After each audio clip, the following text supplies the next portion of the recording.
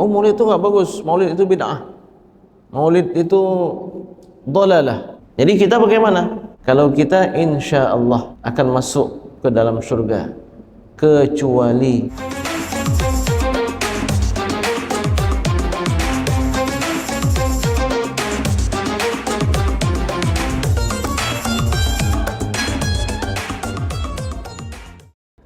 sedang hadirin hadirat Bapak sekalian, jamaah salat subuh yang dimuliakan oleh Allah Subhanahu wa taala.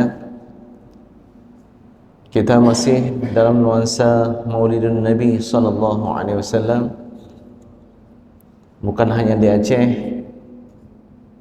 di berbagai provinsi yang lainnya, bahkan sampai ke Malaysia, Brunei, Singapura, bahkan ke negeri Arab juga demikian, di Mesir. Jadi maulid bukan hanya di bulan Rabiul Awal juga, tapi berlanjut ke Rabiul Akhir, ke Jumadil Awal, bahkan ada sebagian sampai 4 bulan Jumadil Akhir. Bapak Ibu sekalian, jamaah salat subuh yang dimuliakan oleh Allah Subhanahu wa taala, ketika kita memperingati Maulid Nabi sallallahu alaihi wasallam, sebenarnya kita mengenang dan bertafakkur terhadap nikmat yang luar biasa yang telah Allah anugerahkan untuk kita. Namun sebahagian enggak faham apa hakikat daripada Maulid Nabi sallallahu alaihi wasallam. Dia rayakan tapi enggak masuk dalam hatinya. Atau ada juga orang yang anti dengan Maulid Nabi sallallahu alaihi wasallam karena tidak tahu maksud dan tujuannya.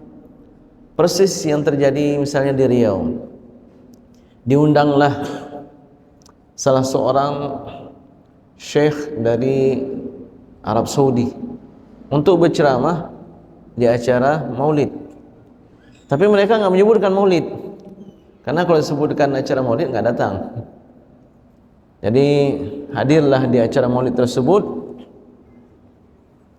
Beliau berceramah tentang ukhuwah Islamiyah, berceramah tentang hayat Nabi, kehidupan Nabi sallallahu alaihi wasallam.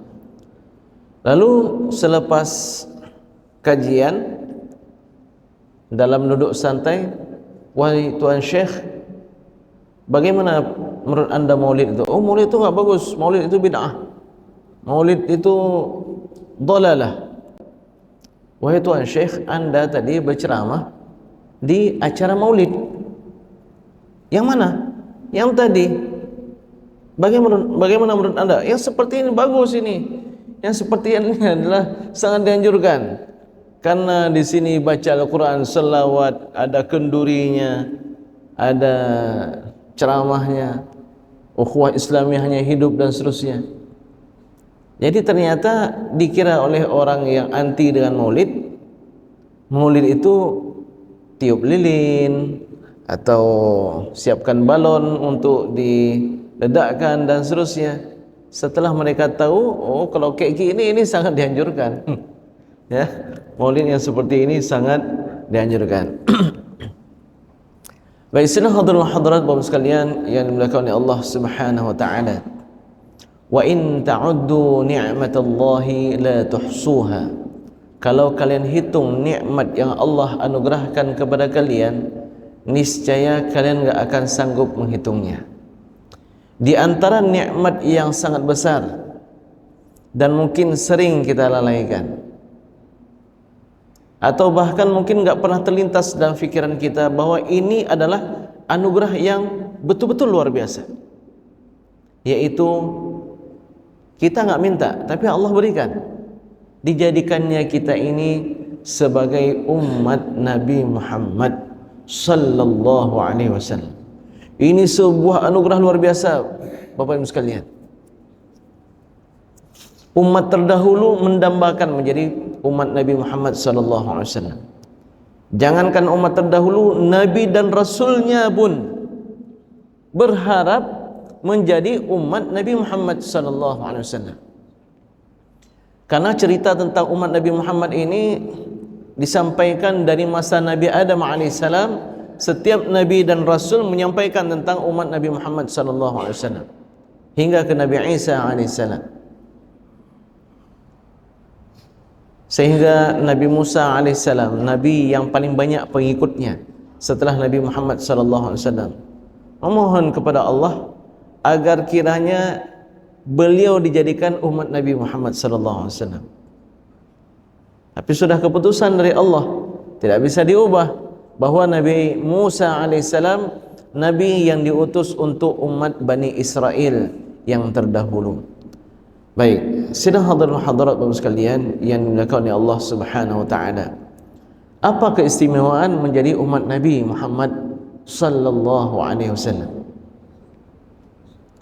Para ulama mengarang berbagai kitab untuk menyebutkan keistimewaan umat Nabi Muhammad sallallahu alaihi wasallam.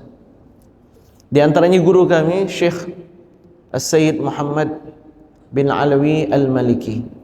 Beliau menyusun sebuah kitab yang berjudul Khasa'is Al-Ummah Al-Muhammadiyah, keistimewaan umat Nabi Muhammad sallallahu alaihi wasallam. Di antaranya, umat Nabi Muhammad ini adalah umat yang paling disayang oleh Allah Subhanahu wa taala. Dalam hadis yang diriwayatkan oleh Imam Abu Dawud, ummati hadhihi ummatun marhumatun. Umatku ini adalah umat yang paling disayang oleh Allah Subhanahu wa taala. Laisa 'alaiha 'adzabun fil akhirah. Tidak ada azab bagi mereka di hari akhirat. 'Adzabuha fid dunya. Azab mereka itu ada di dunia. Al-fitan, ujian, fitnah, tuduhan, dan seterusnya. Waz-zalazil, gempa bumi dan berbagai macam bencana alam. Wal-qatl, dan pembunuhan. Adapun kondisi mereka di hari akhirat nanti tidak ada azab. Ada sebuah hadis yang Imam Asy-Syafi'i mengatakan, hadza arja haditsin lil muslimin. Ini adalah hadis yang menjadi harapan paling besar bagi kaum muslimin. Begitu juga Umar bin Abdul Aziz radhiyallahu anhu wa anhuma wa 'anis sahabati ajma'in wa 'anit tabi'in wa 'anil ulama'is sabiqin al-awwalin wal akhirin. Mereka mengatakan ini hadis yang paling diharapkan, yang paling diidamkan, didambakan, menjadi pelipur keresahan bagi setiap kaum muslimin di hari akhirat. Apa bunyi hadisnya? Hadis ini terdapat di dalam Sahih Muslim. Ma min muslimin yamutu. Tidak ada seorang muslim yang meninggal dunia illa wa abdadahu Allahu makanahu, melainkan Allah gantikan posisinya, posisi muslim ini, finnari, yang akan masuk ke dalam neraka, Yahudiyan atau Nasraniyan, orang Yahudi atau orang Nasrani. Maksudnya apa? Tidak ada seorang muslim yang sudah jatahnya ini akan masuk ke dalam neraka, melainkan Allah gantikan posisinya. Datang seruan, hadza fida'uka minan nar. Datangkan Yahudi atau Nasrani atau Majusi, orang kafir, untuk menggantikan posisinya di dalam api neraka. Jadi kita bagaimana? Kalau kita insya Allah akan masuk ke dalam surga, kecuali ada urusan-urusan yang belum kita selesaikan. Apa urusan yang belum kita selesaikan? Utang. Nggak ada duit di sana. Maka sekalian hati-hati dengan utang. Karena uang itu ada cuma di dunia. Karena emas itu hanya ada di dunia. Di hari akhirat nggak ada bank Indonesia yang mencetak uang. Karena di hari akhirat tidak ada mesin untuk mencetak emas dan seterusnya. Maka tuntaskan di dunia. Capek sekali nanti kalau di hari akhirat. Kemudian apa lagi? Kemudian yang berkaitan dengan salat. Kalau salat enggak beres, ini bermasalah ini. Kalau salat banyak bolongnya, ada bolongnya, apalagi kalau enggak ada sama sekali, qalu ma salakakum fi saqar. Para malaikat bertanya, kenapa kalian bisa berada di dalam neraka saqar ini?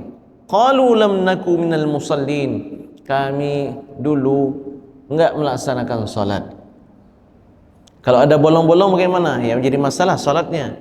Karena kalau salatnya bagus, Allah akan mempermudah dia untuk melakukan amal soleh berikutnya, untuk melakukan salat berikutnya.